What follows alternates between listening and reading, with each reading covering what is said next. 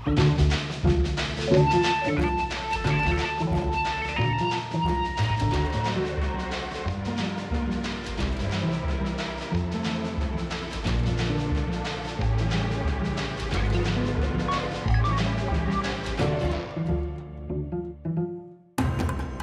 un ser para nosotros. Todo nos lo da nuestra madre. I've come to see meditation practice as a love affair with the miracle of being alive. La bienveillance, la compassion est le seul concept qui permet d'œuvrer ensemble vers un monde meilleur. Le véritable état de grâce, je l'obtiens quand il y a cette sensation de connexion infinie avec l'élément. Et là, il n'y a plus aucune frontière entre les parois de mon corps et l'eau. L'idée qu'on puisse un jour tout comprendre, il faut y renoncer. Le chemin du sacré, c'est de se reconnecter avec quelque chose de plus beau, de plus grand que soi. Que reste-t-il de sacré en ce monde? Voilà la question que nous nous posons aujourd'hui autour de cette grande table des idées. Auteur d'un petit traité de vie intérieure ou encore de l'âme du monde, le philosophe Frédéric Lenoir, notre invité, a réalisé un voyage initiatique sur les 5 continents à la rencontre de celles et ceux qui ont fait l'expérience du sacré pour donner un sens à la vie, pour comprendre la mort et l'au-delà, pour saisir aussi la beauté du monde. À travers eux, il dit aussi avoir refait le chemin qu'il parcourt lui-même depuis 40 ans. Inde, Japon, Guatemala, Australie, un voyage autour de la Terre et un voyage intérieur. Le documentaire Les chemins du sacré sera diffusé sur Arte en un film le samedi 3 avril à 20h50, c'est-à-dire ce samedi, et il est déjà disponible sous forme d'une série en 5 épisodes sur arte.tv depuis le 20 mars jusqu'au 15 septembre. Un livre l'accompagne, publié aux éditions de l'Observatoire. Bonjour à vous Frédéric Lenoir. Bonjour. Merci d'être avec nous. La profondeur du mystère de l'univers nous dépasse, vous dit Hubert Reeves, dont on entendait l'accent fleurir dans cette bande-annonce de votre film Les chemins du sacré. C'est vrai, il a raison, c'est ce mystère partagé qui est à l'origine de votre enquête. Quête ou enquête d'ailleurs, les deux à la fois. Oui, les deux, oui, c'est vrai. Non, c'est certain que moi-même, à titre personnel, je m'interroge sur l'énigme de l'existence, le mystère du monde depuis que je suis enfant. Vous savez, Michel Onfray dit « on est tous philosophes et certains le demeurent ». Et moi, j'ai continué de me poser des questions, de m'interroger, et j'ai eu envie de rencontrer des hommes et des femmes à travers le monde pour qui cette question du mystère de la vie, de la beauté du monde, de l'énigme de l'existence est au centre de leurs préoccupations et pas périphérique. Et qui sont ces hommes et ces femmes, du coup, que vous avez rencontrés? Est-ce que vous diriez que leur point commun, le dénominateur commun entre tous, c'est qu'ils sont quoi, des croyants? Non, je dirais qu'ils ont une dimension spirituelle. Et vous savez, ça fait longtemps qu'en sociologie des religions, je dis qu'il faut sortir du clivage croyant-non-croyant. C'est un clivage déjà extrêmement occidental, dans lequel on a longtemps défini les points de repère en disant, bon, il y a les gens qui sont dans une religion qui croient, puis les autres qui n'y croient pas. Or, je crois qu'on peut tout à fait être touché, ému par la beauté du monde, ressentir une forme de spiritualité complètement laïque, c'est-à-dire en dehors de l'adhésion à un dogme religieux. Et donc, on connaît des gens qui sont religieux et qui, à la limite, ne sont même pas touchés par le mystère de la vie. Ils sont religieux parce qu'ils sont nés là-dedans et qui pratiquent sans réfléchir et qui n'ont pas de spiritualité, c'est-à-dire qui n'ont pas d'intériorité. Et puis, vous avez des gens qui sont absolument pas religieux et qui ont une profonde spiritualité et une grande vie intérieure. Donc moi, ce qui m'intéresse, c'est plutôt la vie intérieure, la spiritualité, la quête de l'esprit, l'éveil à la question du sens de la vie. C'est tout ça qui m'intéresse. Et ça peut être présent dans la religion ou en dehors de la religion. Donc ce n'est pas des réponses que vous êtes allé chercher. Non, c'est plutôt des questionnements, ouais, des parcours de vie, des témoignages. Il n'y a pas un chemin pour y parvenir. Il y a plein de chemins. C'est pour ça qu'on appelle ça les chemins du sacré. Et le mot sacré, je l'utilise à bon escient pour montrer que ça peut être une quête à la fois religieuse et laïque. Ça, c'est votre définition du sacré. Comment vous Alors, c'est pas la mienne, racontez? mais disons que c'est celle que j'utilise. La définition la plus connue du sacré, c'est celle d'Émile Durkheim, qui est le fondateur de la sociologie, qui observe que dans les sociétés religieuses, il y a toujours une dimension sacrée, une dimension profane. Et ce qu'il appelle le sacré, c'est ce qui est sanctifié, ce qui est mis à part, si vous voulez, ce qui est le plus important. Et puis le profane, c'est tout le reste. Et donc, il y a toujours une séparation entre le sacré et le profane. Et cette définition a d'ailleurs été laïcisée, parce qu'aujourd'hui, on l'utilise pour dire nos valeurs sacrées de la République, c'est les droits de l'homme, etc. Donc c'est ce qu'on met à part, c'est ce qui est le plus important. Et c'est pas du tout cette définition que j'utilise. J'utilise une définition plus anthropologique, plus universelle, qui a été élaborée par des gens comme Rudolf Otto ou William James, qui considèrent que le sacré, c'est cette émotion, ce sentiment que l'être humain ressent devant quelque chose qui le dépasse. Et donc, le sacré, c'est ce que nos ancêtres, par exemple, les hommes préhistoriques, ont pu ressentir devant la beauté du monde, devant la magie de l'univers, mais aussi la crainte que ça peut inspirer, une crainte révérencieuse. Et donc, le sacré, c'est cette espèce de sentiment universel devant la magie du monde, devant le mystère.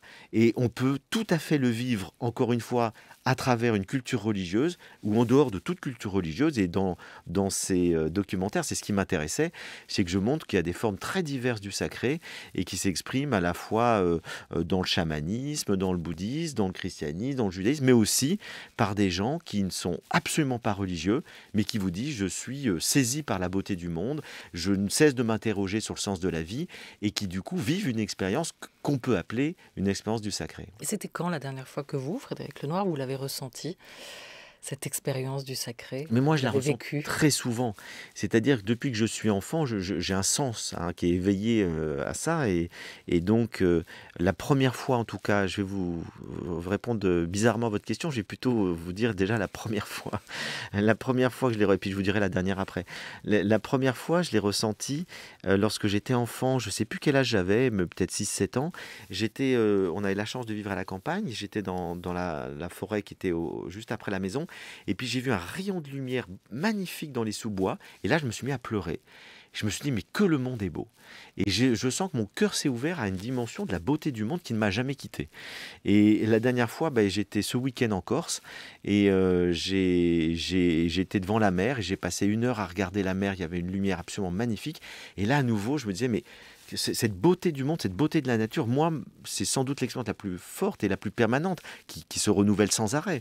J'en ai fait d'autres, mais c'est l'expérience la plus constante chez moi de sentiment du sacré, où je me dis, je suis devant quelque chose qui me dépasse. Et j'ai le sentiment qu'il y a une harmonie. La beauté, c'est une harmonie qui est mystérieuse. Je me dis, mais pourquoi je ressens cette beauté du monde alors que tout le monde ne le ressent pas forcément, je ne sais pas si les animaux le ressentent. En tout cas, moi, ça m'émeut et je me dis, il y a quelque chose qui me dépasse. Après, je ne le nomme pas.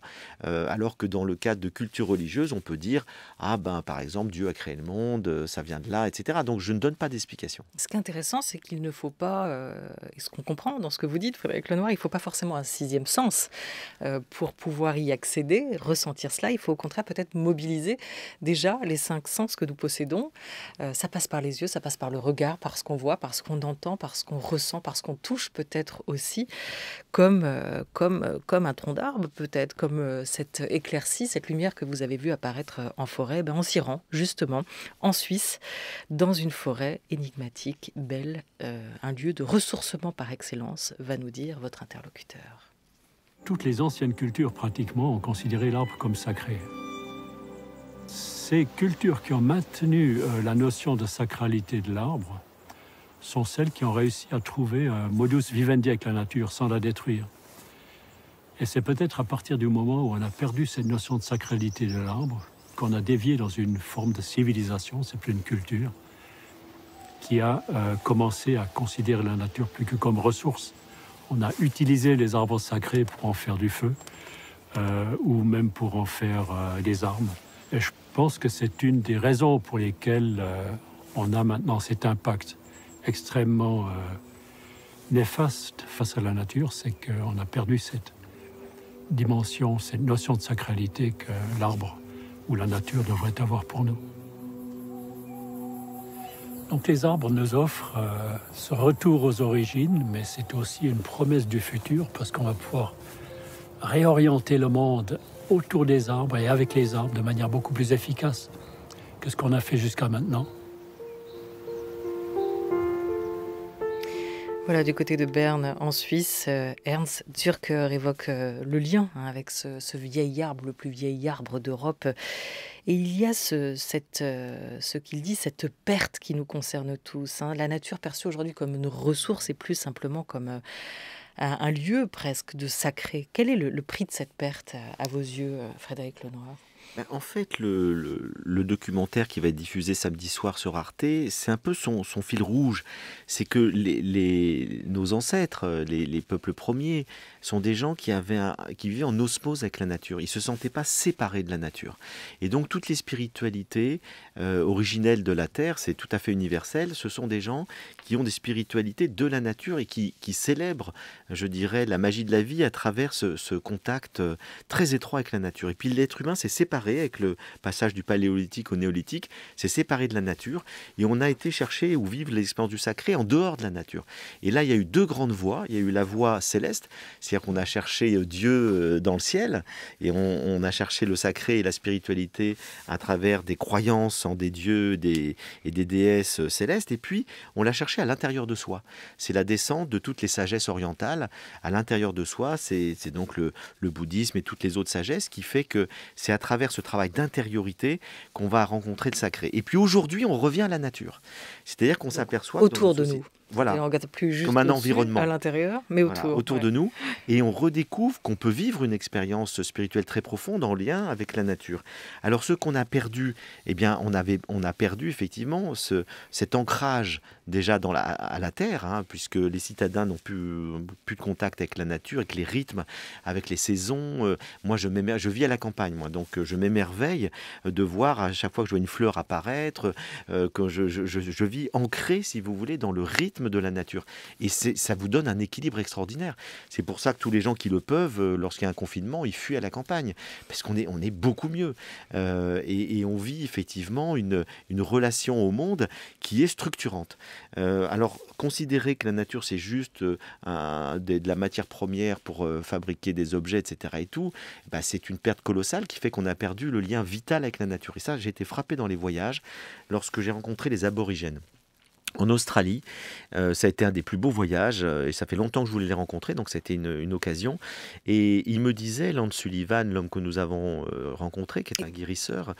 Est-ce que vous voulez qu'on l'écoute? Oui, et puis je vous dirai après, c'est peut-être pas ça dont il parle, donc on va voir, on va l'écouter, et puis après je terminerai l'histoire si c'est pas ce passage-là que vous avez choisi. Alors on essaye dans ce sens-là, il est chaman, il est aborigène, il s'appelle effectivement Lance Sullivan, il est du côté de Queensland en Australie, il vous raconte le lien du sang qui les lie à la terre.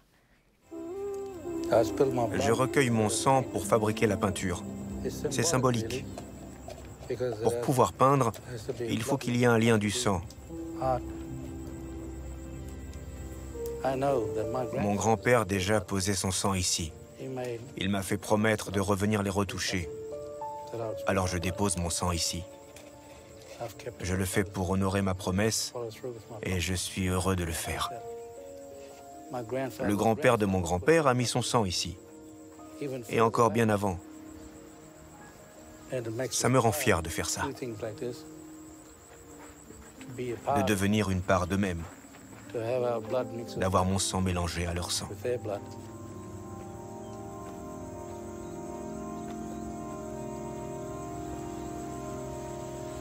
Quand on nous demande « Comment savez-vous que c'est votre pays ?», je leur réponds « Analysez l'ADN de ces peintures. Testez mon sang et ce sang. Et vous verrez que depuis des milliers d'années, c'est le même ADN, la même lignée, le même lien du sang. Et depuis mon arrière-grand-père et bien plus loin encore, c'est toujours le même lien du sang.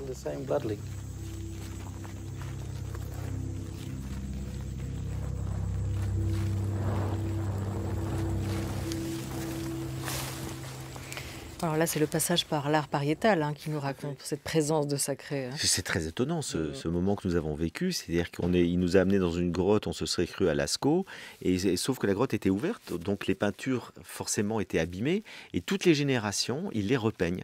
Et donc cette idée est incroyable de transmission, de lien avec les ancêtres, où par le sang, on va retoucher les peintures de kangourous, d'être certaines représentations humaines, des mains également.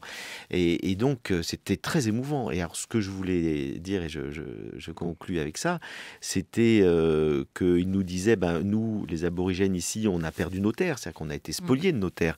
Maintenant, on vient là, on est surveillé par les propriétaires blancs, alors que nos ancêtres vivaient là depuis des générations, et on a à peine le droit d'aller sur ces terres. Mais il nous a dit, je pense que ceux qui ont tout perdu, ce sont vous les Occidentaux, parce que vous avez perdu ce lien vital avec la nature. Et ça, quand il a dit ça, j'ai eu un frisson, je me suis dit, mais c'est tellement vrai. C'est-à-dire qu'effectivement, nous, on possède la terre, mais on a perdu le lien avec la terre, c'est-à-dire cette communion, cette relation vitale avec les éléments. Lien qui faisait, et c'est ce qu'il raconte aussi, partie de notre ADN auparavant, comme cet ADN qu'il laisse sur la roche aussi depuis des générations. Tout à fait. Et on a perdu ça. Comment? C'est intéressant, on voit à travers tous ces témoignages que vous avez, de personnes que vous avez rencontrées, on peut parler du Japon aussi, où le lien avec la nature est très particulier, avec ce maître Oshino, si je n'écorche pas son nom, qui pratique le rituel de la rivière pour se purifier, que le sacré est partout dans la nature. Alors est-ce qu'il est partout là où on veut le voir, partout là où on veut le ressentir, dans une montagne, dans un animal, dans une rivière? Il y a quand même cette idée de symbiose qui se retrouve aussi. C'est-à-dire que l'idée qu'il y a derrière tout ça, qu'on retrouve encore une fois, c'est tout à fait universel dans toutes les cultures du monde, avant l'avènement des grandes religions, c'est l'idée que la Terre est un organisme vivant. Avec un tas d'esprits qui peuplent la Terre, donc que quand vous voyez par exemple une cascade, un arbre, etc., c'est pas juste de la matière. Il y a aussi un esprit derrière. Et donc les arbres, ils ont une sensibilité, ils peuvent ressentir des choses, ils peuvent communiquer, et que on n'est pas simplement, comme on l'a cru très longtemps en Occident, devant effectivement de la matière inerte qu'on peut utiliser, couper, etc. Et je dirais, cette vision qui considère qu'il y a des forces qui animent, des esprits qui animent la planète et toute la Terre, c'est quelque chose que beaucoup de gens reperçoivent aujourd'hui. C'est-à-dire que je connais plein de gens qui vont s'asseoir contre un arbre, ressentir la force que l'arbre peut lui donner, il suffit même de s'allonger sur l'herbe pour ressentir qu'il y a quelque chose qui nous transmet, qui nous fait du bien, qui nous aide à nous régénérer. Donc on voit bien qu'il y a des flux, il y a des énergies, alors sans tomber dans l'animisme, sans forcément croire qu'il y a des esprits avec lesquels on peut communiquer, il y a en tout cas des forces et des énergies dans la nature qui nous régénèrent, qui nous font du bien, qui nous permettent de retrouver un apaisement que nous avons perdu, parce que nous sommes tellement stressés dans nos vies modernes, citadines, où on court dans tous les sens, on est dans le mental, on n'est plus dans le corps. Vous parliez tout à l'heure des sens, mais c'est très important. Redécouvrir effectivement notre lien au monde à travers nos 5 sens.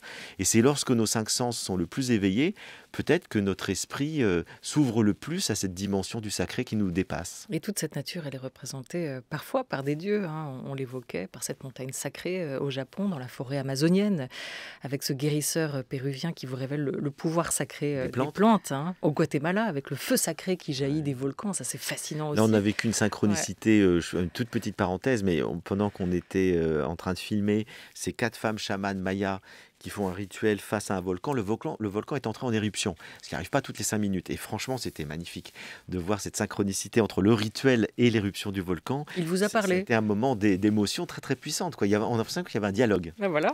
La nature, elle offre quand même ce témoignage unique de ce que seraient ces forces de l'esprit, en tout cas ces forces invisibles.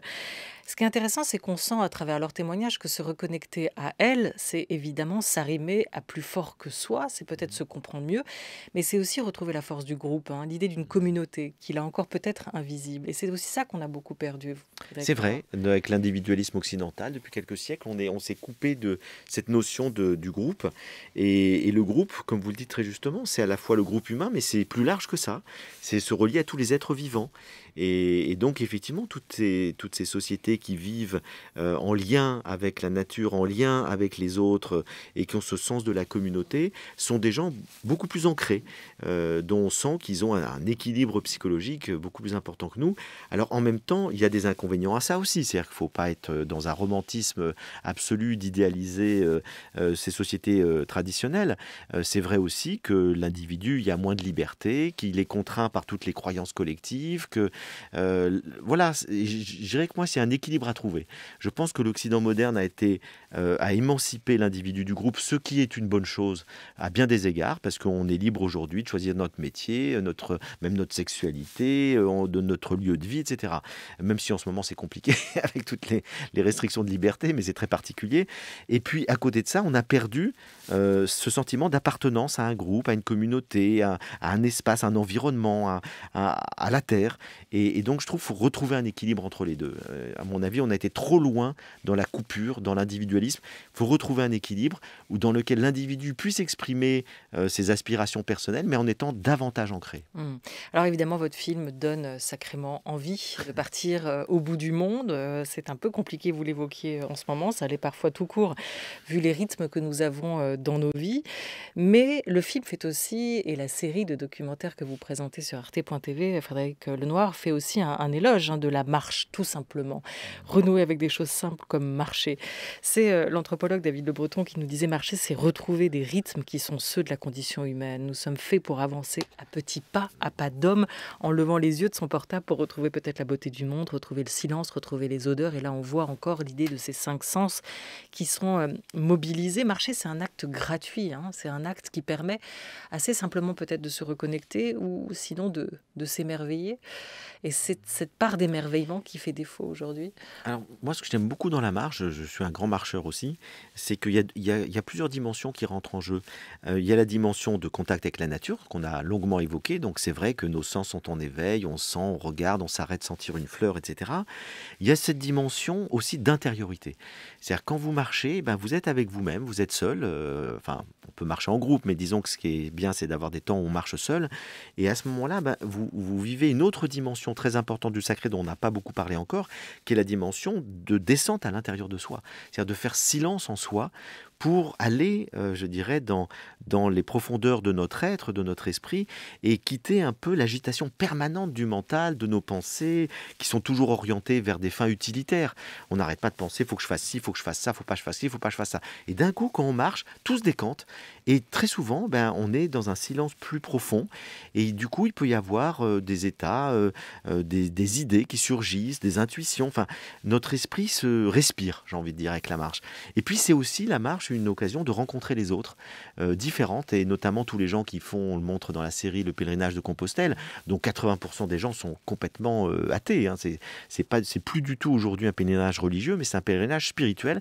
C'est-à-dire que les gens en même temps vous disent on fait des rencontres extraordinaires parce qu'en marchant, on côtoie des gens du monde entier qu'on n'aurait jamais rencontrés au quotidien, et ça nous permet de nous ouvrir aussi à ces rencontres. Et puis dernière expérience qui m'a beaucoup frappé en interrogeant des marcheurs qui font comme ça 2-3 mois de marche, c'est qu'ils vous disent c'est une expérience aussi d'allègement, c'est-à-dire on se dépouille. Au départ, on a un sac à dos qui fait 20 kilos, et puis à la fin, il fait plus que 8 kilos, parce qu'on ne peut pas marcher pendant des mois que 20 kilos, et on apprend à aller vers l'essentiel et à vivre avec très peu de choses.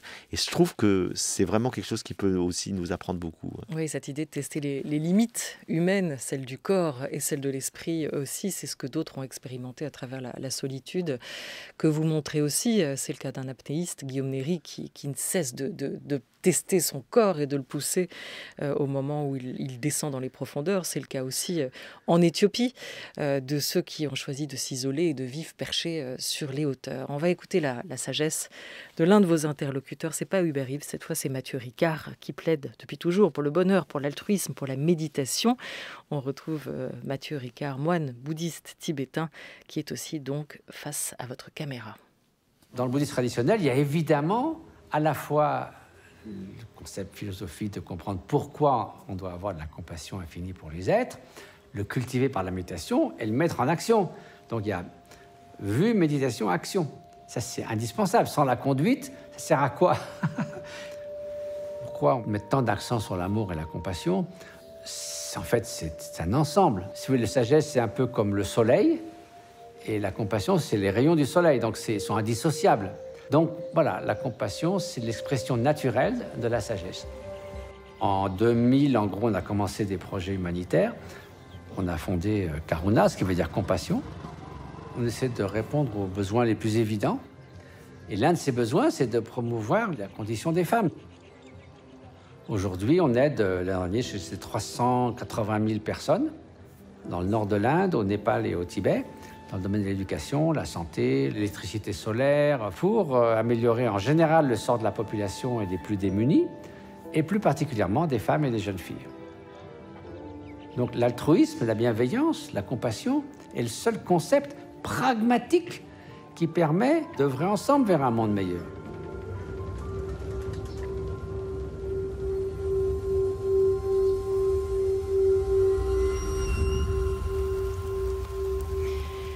Le terme de bienveillance, il a été un peu galvaudé ces derniers temps. La compassion, c'est peut-être comme ça qu'on peut repenser cette notion-là avec Mathieu Ricard et avec vous, Frédéric Lenoir, aujourd'hui. Est-ce que vous êtes un sage, vous, désormais, avec un S majuscule? Non, pas du tout. À la manière de Mathieu Ricard. Non, je dirais que je tends vers la sagesse. C'est-à-dire que c'est un idéal pour moi.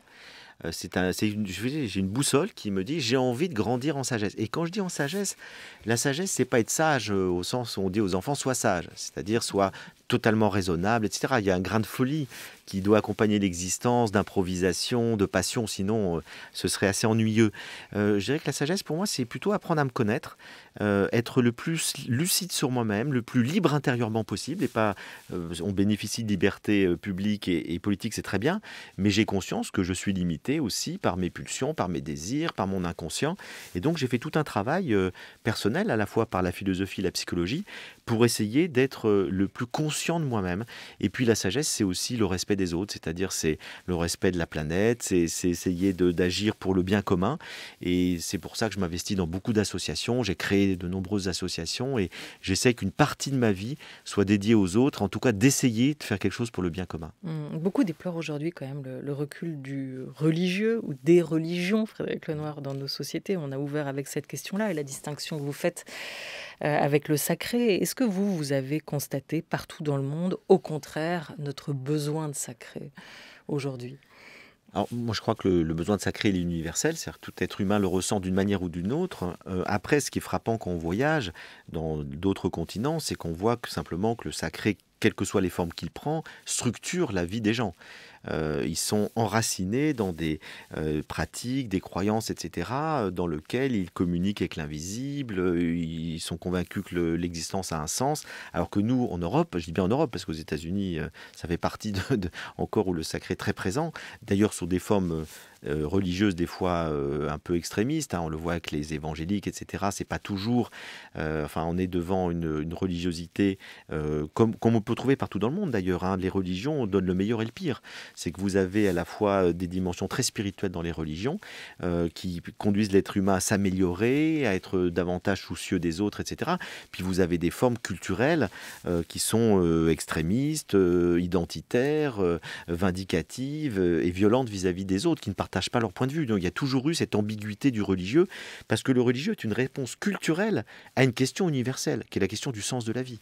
Et donc la question universelle donne lieu à des cultures qui sont très différentes, et après, malheureusement, la culture finit par l'emporter sur le sens. Et c'est là que la religion pose problème. C'est ce que dit aussi l'historien Philippe Borgeaud dans un livre qui vient de sortir au Seuil, La pensée européenne des religions. Il tente d'essayer de comprendre pourquoi est-ce qu'on s'est enfermé dans un carcan religieux, le carcan chrétien ici dans nos sociétés. Comment les Européens ont fini par occulter la différence, l'altérité qu'on peut trouver dans les autres religions, apprendre à s'ouvrir aussi à ça. C'est pas le problème chrétien, c'est le problème du monothéisme.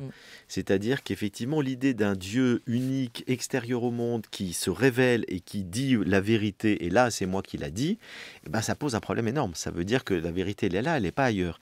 Et du coup, l'inscription du monothéisme dans l'histoire de l'humanité implique une certaine forme d'intolérance, c'est-à-dire qu'effectivement Dieu se révèle au peuple juif, puis aux chrétiens, puis aux musulmans. Donc on a dans ces trois religions, de manière, j'ai envie de dire presque viscérale, une forme d'intolérance, c'est-à-dire la vérité, elle est là. Et c'est ça le problème des monothéismes, qu'on ne trouve absolument pas évidemment dans le chamanisme, qu'on ne trouve pas dans le bouddhisme, qu'on ne trouve pas dans la plupart des religions traditionnelles, ou qui ne nous disent pas, il y a une révélation quelque part, et le reste, ce sont des humains qui tâtonnent dans les ténèbres. Et donc finalement, il a fallu à l'intérieur de cette, entre guillemets, révélation, qu'il y ait des personnages qui essayent de lutter contre la dimension intrinsèquement sectaire qu'il y a dans l'idée même de la révélation. Et ce sont les grands mystiques, François d'Assise et d'autres, Rumi dans les soufis dans l'islam, les kabbalistes dans le judaïsme, qui sont tous des grands spirituels qui essayent de montrer l'universalité finalement de la spiritualité au-delà des formes culturelles religieuses différentes. Le 21e siècle dans lequel nous sommes sera-t-il sacré pour vous ? Alors, en tout cas, je pense que le sacré ne peut pas être évacué. Hein. C'est ce que le grand psychanalyste Jung nous dit. C'est qu'au fond, l'être humain ne peut pas être amputé de son âme. Il ne peut pas être amputé de cette quête du sacré, cette soif du sacré. Donc, je crois que le sacré ne peut pas être évacué. Et j'ai le sentiment qu'aujourd'hui, de plus en plus d'êtres humains qui se sont notamment coupés des religions reviennent à une dimension spirituelle ou une quête du sacré, quel que soit le nom qu'on lui donne. Encore une fois, c'est un nom qu'on donne, le sacré, peu importe qu'on le revendique ou pas. En tout cas, je vois qu'on ne peut pas vivre vraiment bien sans accepter cette dimension intérieure qui nous travaille. Ne serait-ce que parce qu'on se pose des questions sur le sens de la vie, on se pose des questions sur la mort. Lorsqu'on a un ami qui décède, on se dit qu'est-ce qui se passe? Et donc là, je crois que les épreuves de la vie nous ramènent toujours à ce questionnement métaphysique. Encore plus aujourd'hui, avec cette pandémie qui nous a vus, et vous aussi, Frédéric Lenoir, puisque ce film a été réalisé avant le grand confinement de 2020, qui nous a vus confinés. On s'est retrouvés face à toutes ces questions, autant le qui suis-je que se passe-t-il après la mort. Il y a quand même une grande absente dans votre documentaire, dans votre série documentaire Frédéric Lenoir, c'est la ville. Est-ce qu'il y a encore du sacré dans la ville, possiblement, dans l'urbain? Alors, elle est absente sans être absente, parce que effectivement, on a quand même filmé Jon Kabat-Zinn, qui est le fondateur, ce médecin américain qui a fondé la mindfulness, la pleine conscience, cette méditation laïque qui s'est répandue dans le monde entier. Et on l'a filmé à New York. Donc là, on est quand même en ville. On a été à Montréal aussi. Donc il y a quelques villes. Et c'est vrai que les formes de spiritualité, de sacré qu'on a filmées en ville, c'est plutôt la méditation. C'est-à-dire, ou le yoga. Les gens qui cherchent un travail intérieur au sein d'un environnement qui est très bruyant. Et j'en profite pour saluer mes co-réalisateurs, puisque c'est une aventure collective. Donc j'ai fait ces films avec Bruno Victor Pugebet et Timothée Janssen, et puis notre productrice et co-auteur Claire Barrault. Donc c'était un super travail d'équipe. Pendant 3 ans, ça a été une aventure, c'est vrai, assez extraordinaire. Là, on a le professionnel quand même, de la radio aussi, puisque vous avez œuvré au micro avant de passer derrière la caméra, Frédéric Lenoir. J'avais dit à 13h28, 30, il faut vraiment qu'on arrête de parler. Vous avez remercié vos équipes, c'est une bonne chose. Laissez-moi ou permettez-moi de remercier la mienne pour toute cette belle semaine de grande table, à la grande table des idées, préparation, programmation, Jean Bulot avec Laura Dutèche-Pérez, à la grande table culture, Henri Leblanc et Oriane Delacroix. Un grand merci à Valentine Alloy et à Cathy Renaud pour leur aide précieuse dans la préparation de ces émissions. À la réalisation, c'est Thomas Beau, avec aujourd'hui Jacques Hubert à la technique. Merci beaucoup à tous. Demain, c'est une grande table critique qui vous attend avec Lucille Como, Frédéric Lenoir. 1000 merci. Toutes les références sont à retrouver sur la page de notre site sur France Culture. Et un samedi soir pour le film sera. Pour le film, c'est samedi soir, exactement, en prime time, comme on dit. Merci. Merci.